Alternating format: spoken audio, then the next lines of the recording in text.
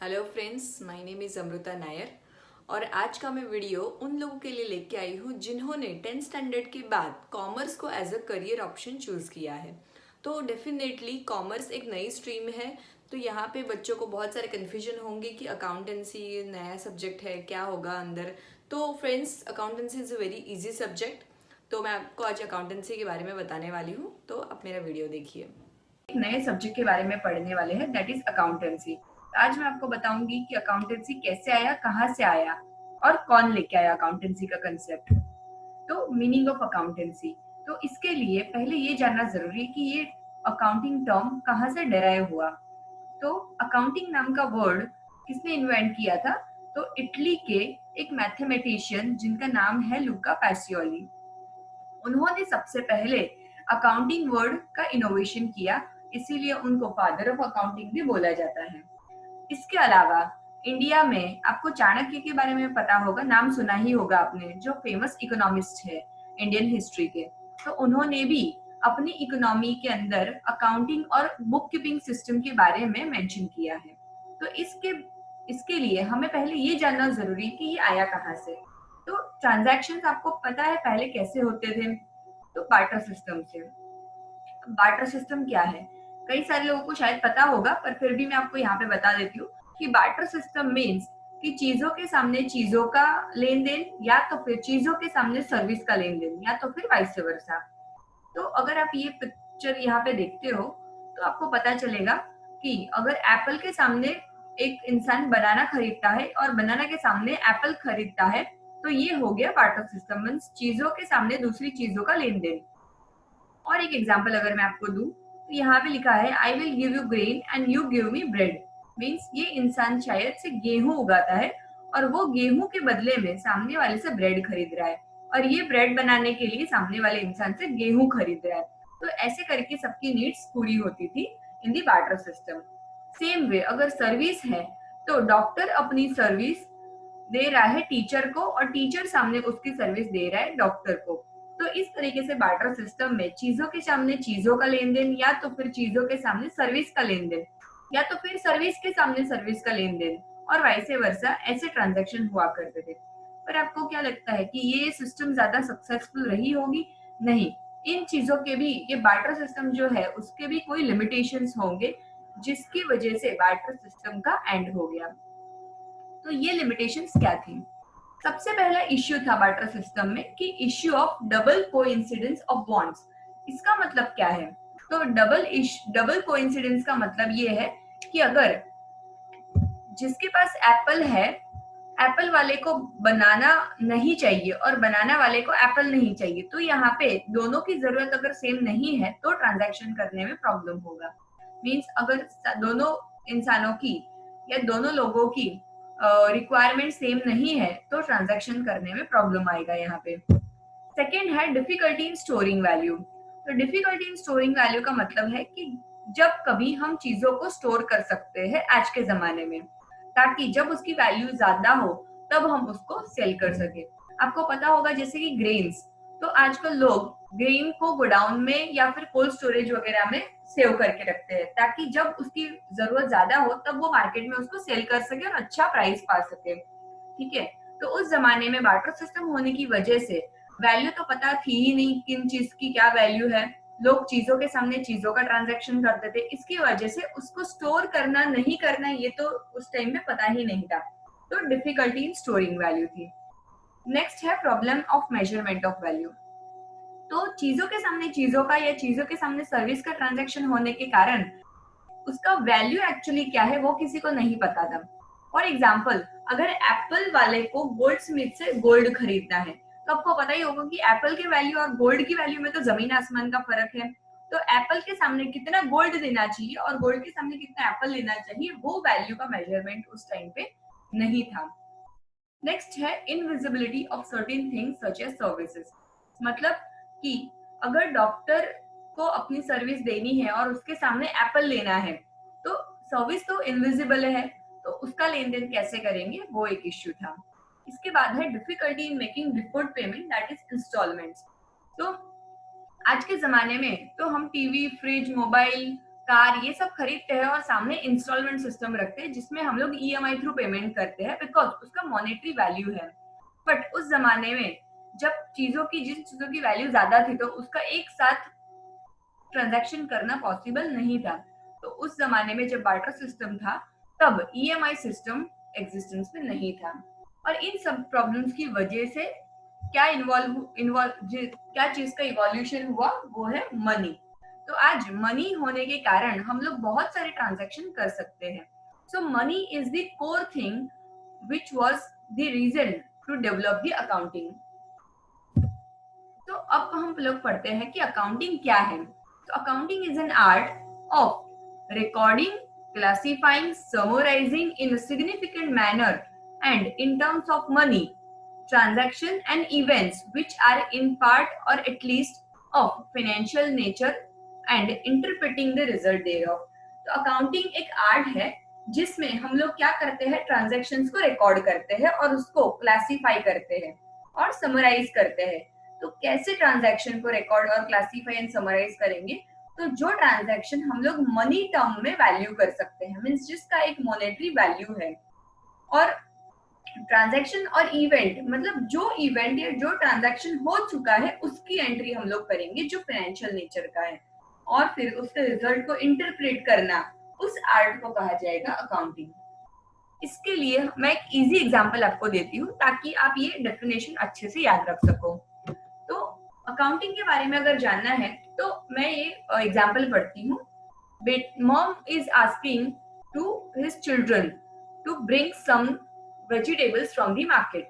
So mom is asking you that beta will you please bring vegetables from the market as per the list। अभी बहुत सारे vegetables कितने quantity में लाने हैं, कितने प्राइस के लाने हैं, ये सब चीज हमें याद तो रहेगा नहीं।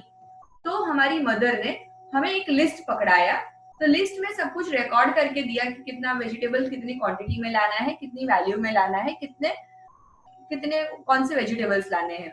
तो ये जो लिस्ट हमारी मदर ने हमें दिया to bring the vegetables from the market, that is recording. मतलब जिस चीजों का मदर ने लिस्ट में रिकॉर्ड किया, दैट इज रिकॉर्डिंग। इसके बाद आप मार्केट में गए और वेजिटेबल्स लेके आए।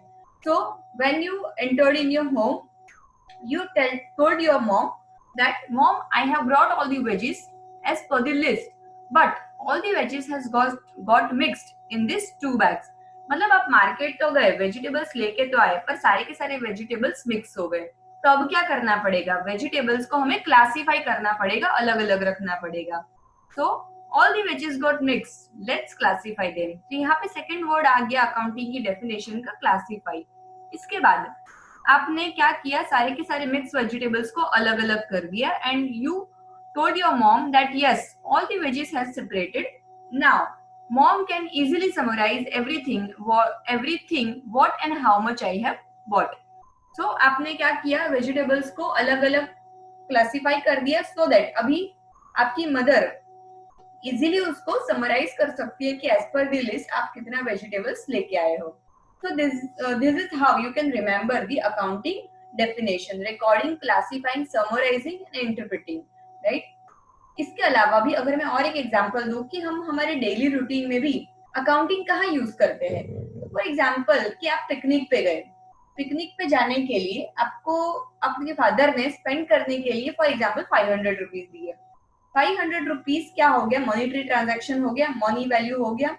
तो 500 रुपीज आप पिकनिक में लेके गए। पिकनिक में लेके जाने के बाद आपने उसमें से 200 रुपीज स्पेंड किए, तो आपके पास बचा कितना, 300 रुपीज। तो this is also one kind of accounting. मतलब हम हमारी जनरल लाइफ में भी इस तरीके से अकाउंटिंग करते ही रहते हैं, बस हमें पता नहीं है कि उसको ही अकाउंटिंग बोला जाता है। तो फ्रेंड्स, अकाउंटिंग इतना इजी है, आपको ये तो समझ में आ ही गया होगा। अब हम लोग आगे पढ़ेंगे कि कैरेक्टरिस्टिक्स ऑफ अकाउंटिंग क्या है। तो अकाउंटिंग के फीचर्स क्या क्या है, अकाउंटिंग क्या है।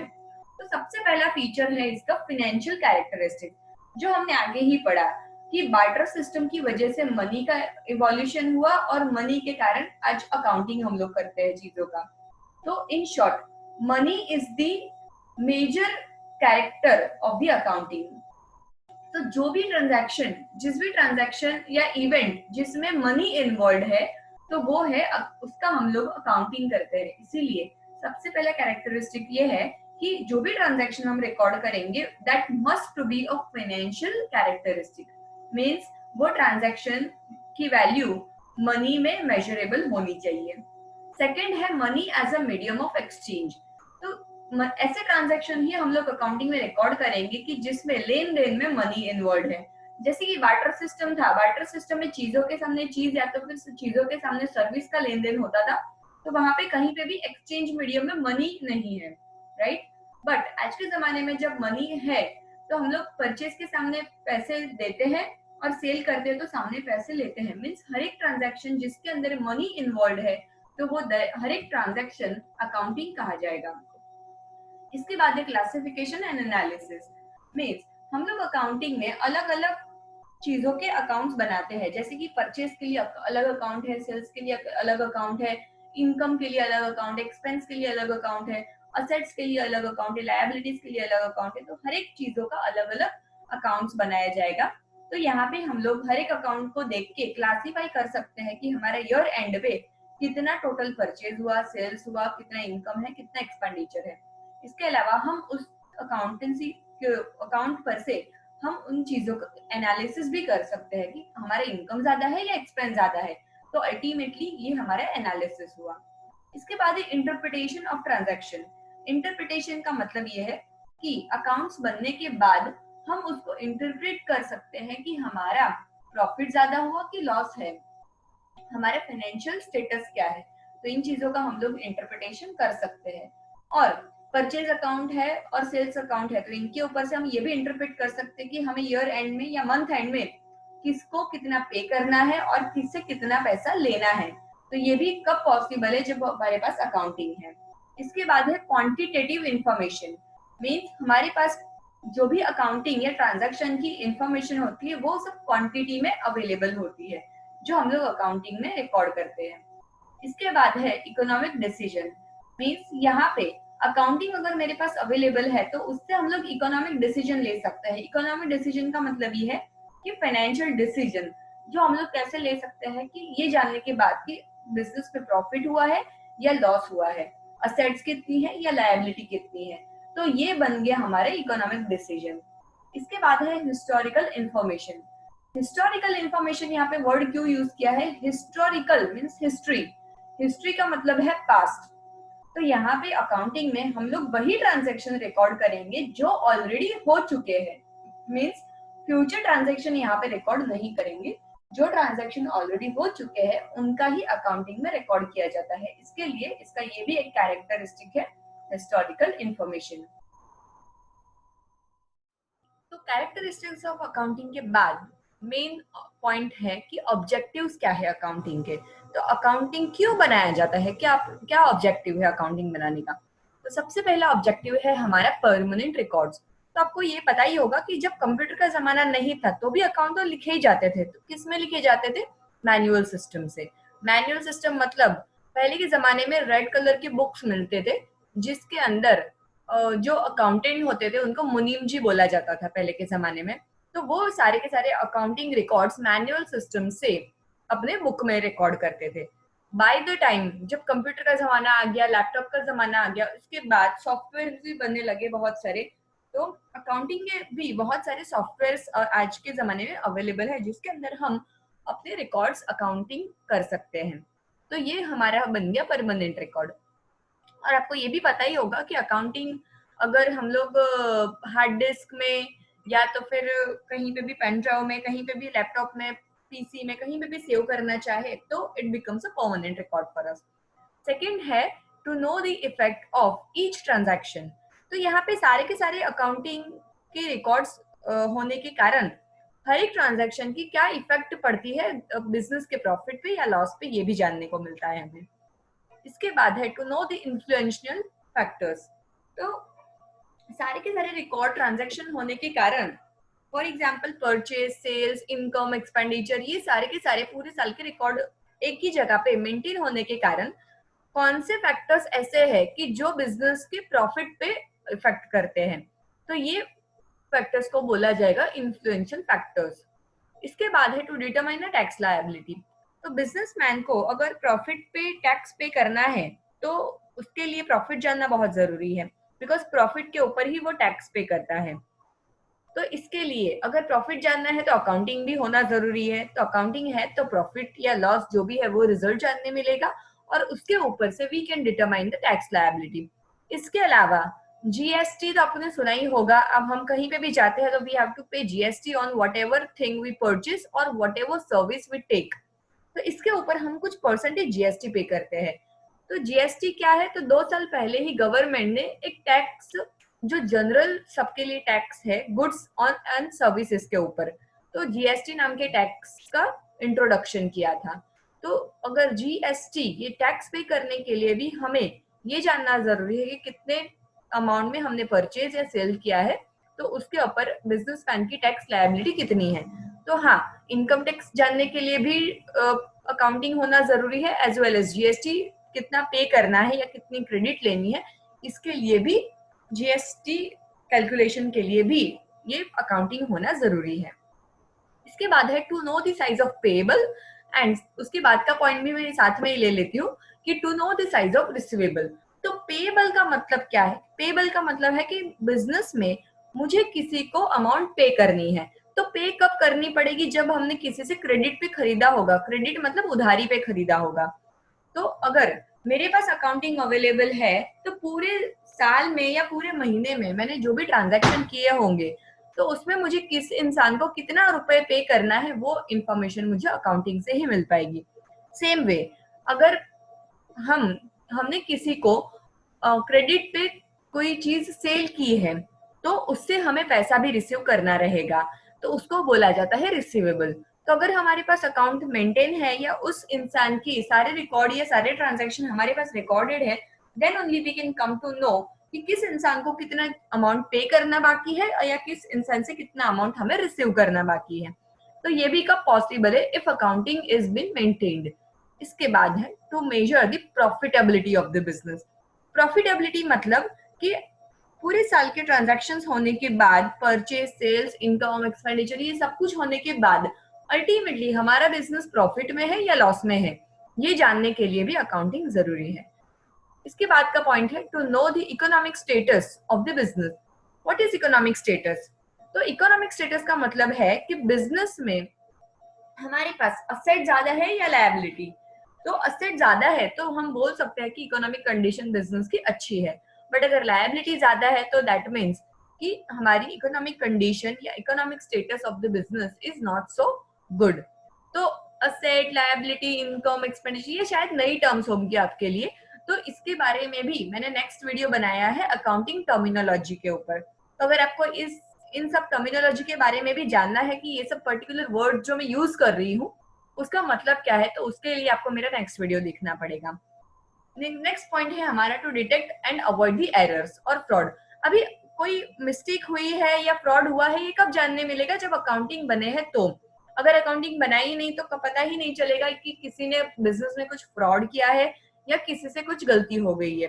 तो अकाउंटिंग अगर मेंटेन्ड है तो हमें पता चलेगा कि किसी से बाय मिस्टेक कोई अमाउंट 5000 की जगह 500 रिकॉर्ड हो गई है, या तो फिर 500 की जगह 5000 रिकॉर्ड हो गई है। तो अगर ऐसी कोई मिस्टेक हुई है तो वो भी हम अकाउंटिंग है तो सुधार सकते हैं उसको। एज वेल एज अगर किसी ने नोइंगली कोई फ्रॉड किया है बिजनेस में, तो उसकी इंफॉर्मेशन भी अगर हमारे पास अकाउंटिंग है तो हम उसको भी डिटेक्ट कर सकते हैं। तो ये थे सब ऑब्जेक्टिव ऑफ अकाउंटिंग। अब ऑब्जेक्टिव की वजह से तो अकाउंटिंग बना दिए, तो उसके कुछ एडवांटेजेस भी होंगे। यस, तो एडवांटेजेस होंगे, इसीलिए तो अकाउंटिंग बनाते हैं हम। तो एडवांटेजेस क्या है? तो सबसे पहला एडवांटेज है उसका कि अवेलेबिलिटी ऑफ अकाउंटिंग इंफॉर्मेशन। तो जैसे हमने यहाँ पे ऑब्जेक्टिव में पहले ही देखा कि it's a permanent record, because एक बार अगर रिकॉर्ड बन जाता है तो हम उसको कहीं पे भी सेव कर सकते हैं या फिर कहीं पे भी वो रिकॉर्ड संभाल के रख सकते हैं। तो यहाँ पे भी अगर सारी की सारी इंफॉर्मेशन, फॉर एग्जाम्पल अगर मुझे जानना है कि मेरे पिछले 5 साल में कितना परचेज हुआ, कितना सेल हुआ, तो वो भी अकाउंटिंग है तो मैं कभी भी कोई भी इंफॉर्मेशन यूज कर सकती हूँ। Yes, to know the profitability, ये भी हमने आगे के ऑब्जेक्टिव वाले पॉइंट में ही देखा कि अगर अकाउंटिंग है तो ही मुझे जानने मिलेगा कि मेरे बिजनेस में प्रॉफिट हो रहा है कि लॉस हो रहा है, मेरी बिजनेस की कंडीशन कैसी है। Third point is to know the financial status. तो yes, again it's same as economic condition. कि अगर मेरे पास अकाउंटिंग है तो ही मैं जान सकती हूँ कि मेरे बिजनेस का फाइनेंशियल स्टेटस, मतलब असेट ज्यादा है या लायबिलिटी ज्यादा है। असेट ज्यादा है तो मेरी बिजनेस की फाइनेंशियल कंडीशन अच्छी है, और अगर लायबिलिटी ज्यादा है बिजनेस में, then I can say that financial status of the business और financial condition of the business is not so good. इसके बाद है टैक्स प्लानिंग।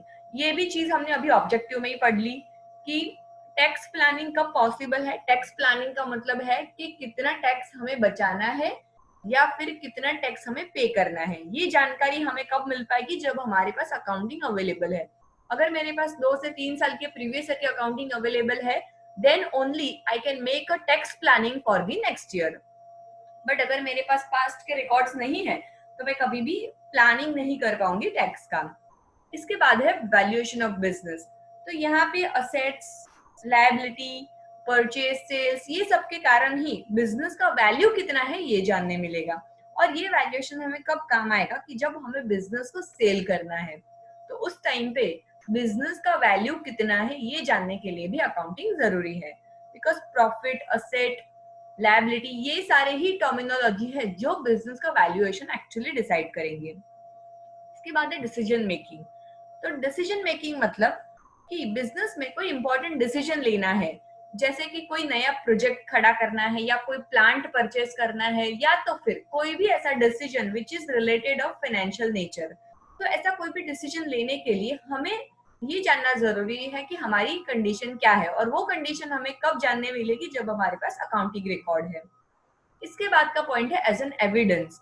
तो हाँ, एविडेंस कैसे है कि हमारे पास यहाँ पे राइटिंग में या तो फिर कंप्यूटर फॉर्मेट में, डिजिटल फॉर्मेट में रिकॉर्ड्स अवेलेबल होते हैं अकाउंटिंग के। तो कभी भी अगर फ्यूचर में हो सके तो कभी भी कोर्ट केस हुआ या किसी भी चीज के लिए हमें कोर्ट में जाना पड़ा, कि कोई किसी से हमें पेमेंट नहीं मिल पा रहा है या ऐसी कोई भी चीज है जिसके कारण हमें कोर्ट में जाना पड़ा, तो we can show the accounting records as an evidence. इसके बाद का पॉइंट है कंपैरिजन विथ पास्ट ऑपरेशन। तो कंपैरिजन क्यों मींस पिछले साल मेरा परचेज इस साल से परचेज से ज्यादा हुआ है या कम हुआ है, पिछले साल का मेरा प्रॉफिट इस साल से ज्यादा है या कम है। मतलब अगर ये कंपैरिजन मुझे करना है तो उसके लिए भी अकाउंटिंग रिकॉर्ड्स बहुत ही एडवांटेजियस है। और हमेशा पास्ट कंपैरिजन ही हमें आगे बढ़ने के लिए मदद रूप भी होती है। इसके बाद है moral control. Moral control means कि हमने आगे ही पॉइंट पढ़ा कि to avoid error and fraud. तो यहाँ पे अगर अकाउंटिंग रिकॉर्ड बने हुए हैं हमारे पास, तो there will be a control on the moral, means fraud होने के चांसेस भी यहाँ पे कम हो जाएंगे। इसके बाद है corrective measures. Corrective measures means पिछले कभी भी हमसे अकाउंटिंग में कुछ लिखने में मिस्टेक हो गई है तो उसके भी हम लोग करेक्टिव मेजर्स ले सकते हैं if accounting records are available with us. तो मिस्टेक अगर हो गई है तो उसको भी करेक्ट करना कब पॉसिबल होगा, कि जब हमारे पास अकाउंटिंग बने हुए हैं। ये हो गए एडवांटेजेस। इसके बाद नेक्स्ट पॉइंट है लिमिटेशन। तो जैसे मैंने बताया कि अकाउंटिंग में एडवांटेजेस है तो लिमिटेशंस भी होंगे। एक सिक्के की जैसे दो पहलू होती है, एक होता है पॉजिटिव, एक होता है negative, means heads and tell.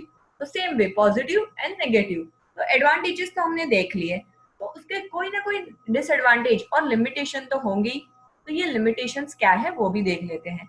ये पहला पॉइंट है non financial transactions are avoided. तो non financial transactions are avoided means हमने जैसे आगे ही पढ़ा अकाउंटिंग के डेफिनेशन में इटसेल्फ, कि अकाउंटिंग किन चीजों का रिकॉर्डिंग करता है अपने पास, कि जिसका फाइनेंशियल नेचर हो, जो चीज हम लोग मॉनेटरी टर्म में कंसीडर कर सकते हैं या जिसका मॉनेटर वैल्यू है, वही चीजों का अकाउंटिंग किया जाता है। मीन्स जिस ट्रांजैक्शन में पैसा, मनी इन्वॉल्व है, उसी का ही अकाउंटिंग होता है। तो बिजनेस में सिर्फ मनी ही ऐसी चीज नहीं है जो बिजनेस को सक्सेसफुल होने में मदद करती है। मनी के अलावा भी एम्प्लॉयज की ऑनेस्टी या ओनर की ऑनेस्टी, देन उनका हार्डवर्क, ये भी सारी चीजें हैं जो एक्चुअली डिसअपियर होती है, बट ये भी बिजनेस को आगे बढ़ाने के लिए बहुत ही ज्यादा हेल्पफुल होती है। बट ऑनेस्टी या उनका हार्डवर्क, इन सब चीजों का अकाउंटिंग में कोई रिकॉर्ड होता नहीं है, बिकॉज अकाउंटिंग तो सिर्फ और सिर्फ मॉनेटरी ट्रांजैक्शन को ही कंसीडर करता है। नेक्स्ट पॉइंट है स्टेबल वैल्यू ऑफ मनी। तो आपको पता ही है कि कई बार आज आज के जमाने में जिस चीज का जो वैल्यू है वो बहुत साल पहले वो वैल्यू नहीं होता। अगर मैं छोटी सी चीज एक मिल्क का ही एग्जांपल ले लूं, तो before 10 years the price of milk was just 7 to 10 rupees, right? और आज उसकी वैल्यू कितनी है? I guess 27 to 30 rupees। तो इसका मतलब क्या हुआ कि इतने टाइम के ड्यूरेशन में, 10 साल के ड्यूरेशन में मिल्क का प्राइस बढ़ गया है। ठीक है, बट अकाउंटिंग इस चीज को कंसिडर नहीं करता। अकाउंटिंग के अंदर इस चीज को अवॉइड किया जाता है। मीन्स यहाँ पे ऐसा एजम्पशन किया जाता है कि जो चीज की वैल्यू 10 साल पहले जो थी वही अभी भी है। तो इसके कारण कभी कभी हमें अकाउंटिंग में प्रॉपर प्रॉपर रिजल्ट नहीं मिल पाता।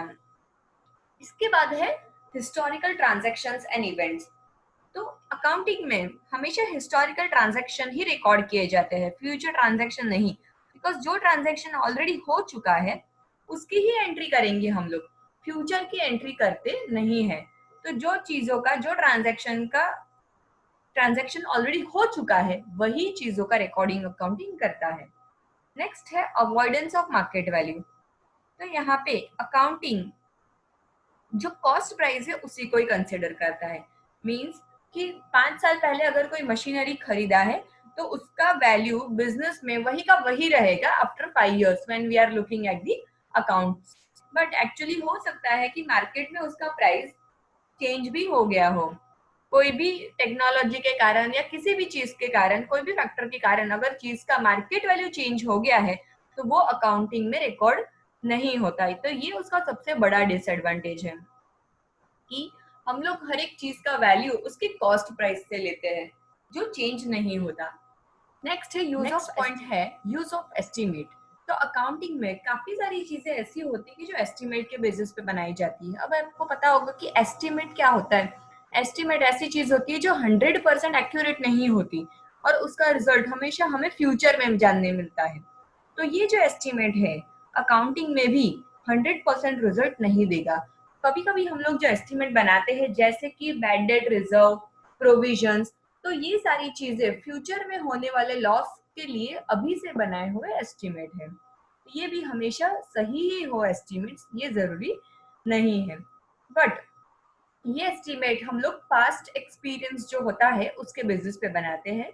तो यहाँ पे पॉसिबिलिटी है कि अगर कोई मिस्टेक हुई है एस्टिमेट करने में तो it will remains the same.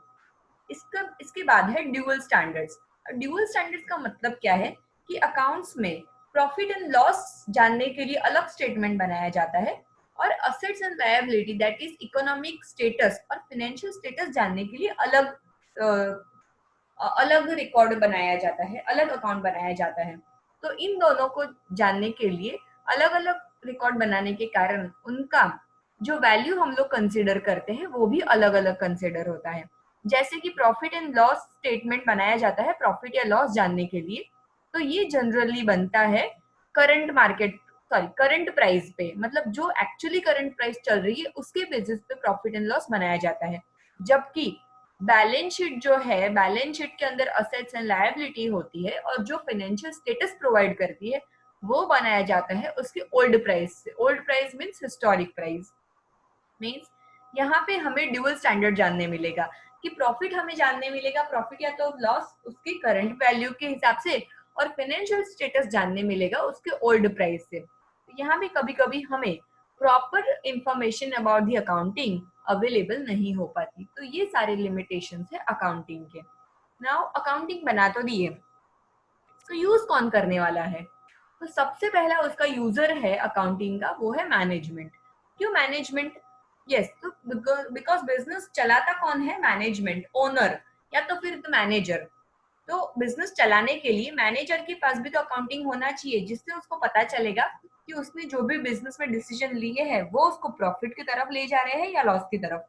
तो ये डिसीजन जानने के लिए भी मैनेजमेंट को अकाउंटिंग की जरूरत पड़ती है ताकि वो अपने बिजनेस के लिए फ्यूचर में होने वाली प्रोजेक्ट के डिसीजंस ले सके। नेक्स्ट है शेयर होल्डर्स। शेयर होल्डर्स कौन होते हैं? शेयर होल्डर्स वो होते हैं जो कंपनी के शेयर्स खरीदते हैं और उसके सामने कंपनी जब प्रॉफिट करती है तो उनको उस प्रॉफिट का एक पार्ट मिलता है जिसको बोला जाता है डिविडेंड, और जो बेसिकली शेयर होल्डर्स के लिए इनकम है। तो शेयर होल्डर मीन्स जो लोग स्टॉक मार्केट में इन्वेस्ट करते हैं, तो उसके लिए भी अगर फाइनेंशियल कंडीशन अच्छी है बिजनेस की तो लोग ज्यादा इन्वेस्ट करेंगे, और फाइनेंशियल कंडीशन अच्छी नहीं है, ज्यादा प्रॉफिट मेकिंग नहीं है कंपनी, तो लोग उस कंपनी में इन्वेस्ट नहीं करेंगे। तो ये शेयर होल्डर्स को इन्वेस्ट किसमें करना है नहीं करना है इसकी जानकारी भी अकाउंटिंग ही दे पाता है। नेक्स्ट है पोटेंशियल शेयर होल्डर्स। तो शेयर होल्डर्स मीन्स जो एग्जिस्टिंग शेयर होल्डर्स हैं, वो जो डिविडेंड के लिए शेयर कंपनी में इन्वेस्ट करते हैं। और दूसरा है पोटेंशियल शेयर होल्डर। तो पोटेंशियल शेयर होल्डर मतलब जो शेयर होल्डर आगे जाके इन्वेस्ट करने वाले हैं हमारी कंपनी में। तो अगर हमारी कंपनी की कंडीशन अच्छी होगी, प्रॉफिट मेकिंग अच्छा होगा उसका, तो आगे चल के शेयर होल्डर्स मतलब फ्यूचर के शेयर होल्डर्स भी हमारे कंपनी में इन्वेस्ट कर सकते हैं। नेक्स्ट है क्रेडिटर्स। तो क्रेडिटर्स कौन होते हैं कि जो हमें क्रेडिट पे चीजें देते हैं, जैसे कि गुड्स है या असेट है, कोई अगर हमें उधारी पे दे रहा है तो वो भी पहले क्या चेक करेगा कि जिस कंपनी को या जिस बिजनेस को मैं उधारी पे दे रहा हूँ तो वो बिजनेस अच्छा चल रहा है कि नहीं। तो उसकी फाइनेंशियल कंडीशन अगर अच्छी है तो ही कोई हमें उधारी पे गुड्स देगा या तो फिर असेट देगा। अगर कंडीशन अच्छी नहीं है तो no one will give us on credit. Means creditors को भी उधार में देना है नहीं देना है ये जानने के लिए अकाउंटिंग जरूरी है। नेक्स्ट है एम्प्लॉयज। तो एम्प्लॉयज के लिए अकाउंटिंग क्यों जरूरी है? बिकॉज एम्प्लॉयज कंपनी में काम करते हैं तो उनको सामने सैलरी मिलती है, और ये सैलरी उनको कंटिन्यूअस बेसिस पे कब मिल पाएगी? जब कंपनी प्रॉफिट मेकिंग होगी और कंपनी प्रोग्रेस कर रही होगी, तो ही उनकी सैलरी या उनका फ्यूचर सिक्योर है। या तो फिर जो एम्प्लॉय कंपनी को ज्वाइन करना चाहता है तो वो भी क्या करेगा, अगर कंपनी की कंडीशन अच्छी है तो ही वो कंपनी ज्वाइन करेगा। जैसे कि रिलायंस इंडस्ट्री है, अगर किसी को रिलायंस इंडस्ट्री में से कोई ऑफर आती है तो उसको आंखें बंद करके हम लोग एक्सेप्ट कर लेंगे। क्यों? बिकॉज हमें पता है कि रिलायंस का फाइनेंशियल बैकग्राउंड कंपनी का बहुत ही अच्छा है, तो इसके लिए भी बहुत जरूरी है। नेक्स्ट है टैक्स अथॉरिटीज। तो जैसे टैक्स प्लानिंग के लिए, टैक्स कैलकुलेशन के लिए अकाउंटिंग जरूरी है, तो सेम वे टैक्स अथॉरिटीज मतलब कि income tax department, income tax officers, इनके लिए भी अकाउंटिंग बहुत ही जरूरी है। अगर वो लोग अकाउंटिंग चेक करेंगे तो ही उन्हें पता चलेगा कि बिजनेसमैन ने प्रॉपरली टैक्स पे किया है या नहीं किया। नेक्स्ट है कस्टमर्स। तो कस्टमर्स के लिए ये क्यों जरूरी है? कस्टमर्स भी बिजनेस की कंडीशन देखते हुए ही परचेज करते हैं चीजें। जैसे कि रिलायंस की चीजें हैं तो उनको क्वालिटी में एक कंफर्ट रहेगा, या क्वालिटी में उनको एक भरोसा रहेगा कि ये कंपनी अच्छी है तो उसका क्वालिटी अच्छा ही होगा। तो कस्टमर भी ऐसे अकाउंटिंग का यूज करते हैं। नेक्स्ट है फॉरेन एंटरप्रेन्योर्स। मींस फॉरेन के जो बिजनेसमैन है वो हमारी कंपनी में कब इन्वेस्ट करेंगे? जब हमारी कंपनी की फाइनेंशियल कंडीशन अच्छी है। तो आजकल आपने देखा होगा कि इंडिया में बहुत सारी एमएनसीज अपने अपने प्रोजेक्ट बना रही है, जैसे कि जापान, चाइना, देन यूरोप, बहुत सारी ऐसी कंट्रीज है जो इंडिया में आके अपने अपने बिजनेस डेवलप कर रही है या फिर अपने यहाँ के बिजनेस में वो इन्वेस्ट कर रही है। तो वो कब पॉसिबल है? जब उनको अब हमारा अकाउंटिंग जानने मिले और हमारे रिकॉर्ड्स अगर वो जाने की फाइनेंशियल कंडीशन इस कंपनी की अच्छी है तो ही वो हमारी कंपनी में इन्वेस्ट करेंगे। इसके बाद है रेगुलेटरी बॉडीज। रेगुलेटरी बॉडीज का मतलब है कि जो बिजनेस या अकाउंटिंग को रेगुलेट करते हैं। और रेगुलेट कैसे करते हैं ये? कि कंपनी है तो कंपनी के लिए एक रेगुलेटरी बॉडी बनाई गई है, सेबी। सेबी का फुल फॉर्म है security and exchange board of India. या तो फिर अगर कोई इंश्योरेंस कंपनी है तो उसके लिए एक बॉडी बनाई गई है, इंश्योरेंस रेगुलेटरी डेवलपमेंट अथॉरिटी। तो ये जो बॉडीज है वो अकाउंटिंग प्रिपरेशन के रूल्स या तो फिर गाइडलाइंस इशू करती है। तो इसके बेसिस पे ही अकाउंटिंग बनाए जाते हैं। तो कोई भी कंपनी अगर बिजनेस कर रही है तो उसको इन रेगुलेटरी बॉडीज के दिए हुए रूल्स और रेगुलेशंस के हिसाब से अकाउंटिंग बनाना होता है। नेक्स्ट है professional body. Professional body means कि जो जैसे कि चार्टर्ड अकाउंटेंट की प्रोफेशनल बॉडी है ICAI, that is Indian institute of chartered accountants. इसके अलावा भी कॉस्ट अकाउंटेंट या कंपनी सेक्रेटरी, इन लोगों की भी एक प्रोफेशनल बॉडीज है। बिकॉज ये बॉडीज क्यों जरूरी है अकाउंटिंग में? क्योंकि ये अकाउंटिंग बनाए जाते हैं इन प्रोफेशनल बॉडीज द्वारा। इसके लिए फेयर मैनेजमेंट के लिए ये प्रोफेशनल बॉडीज बहुत जरूरी है। नेक्स्ट है रिसर्चर्स एंड एनालिसिस। अगर अकाउंटिंग प्रिपेयर्ड है तो ही कोई भी इंसान, अगर कोई कंपनी लॉस में गई है तो क्यों लॉस में गई है इसके ऊपर रिसर्च और एनालिसिस कर सकते हैं। तो इसके लिए भी अकाउंटिंग काफी जरूरी है। नेक्स्ट है गवर्नमेंट। तो गवर्नमेंट भी अकाउंटिंग का कैसे यूज करेगी कि गवर्नमेंट की ही रिस्पॉन्सिबिलिटी है कि कोई भी business efficiently and effectively management करे। तो गवर्नमेंट कई बार अकाउंटिंग के लिए भी पॉलिसीज और कंट्री के डेवलपमेंट के लिए अकाउंटिंग पॉलिसीज भी बनाती रहती है। तो इस तरीके से गवर्नमेंट को भी ये चीजें अकाउंटिंग की इम्पोर्टेंट है। तो ये सब थे यूजर्स ऑफ अकाउंटिंग। तो अकाउंटेंसी का बेसिक कि अकाउंटेंसी के कैरेक्टरिस्टिक क्या है, ऑब्जेक्टिव क्या है, advantages, limitation and uses of accounting. तो यहाँ पे मैंने बहुत सारे न्यू वर्ड्स यूज किए जैसे कि purchase, sales, asset, liability, bad debts, provisions. तो ये सारे वर्ड्स आपके लिए डेफिनेटली नए होंगे। तो ये वर्ड्स के लिए मैंने एक नया वीडियो भी बनाया है। तो आप मेरा नेक्स्ट वीडियो उसके लिए आपको देखना पड़ेगा, that is terminology of accountancy. Means accountancy के अंदर कौन कौन से हम लोग वर्ड यूज करते हैं और उन वर्ड का एक्चुअली मीनिंग क्या है, मतलब क्या है। तो उसके लिए आप मेरा न्यू वीडियो देखिए, टर्मिनोलॉजी ऑफ अकाउंटेंसी।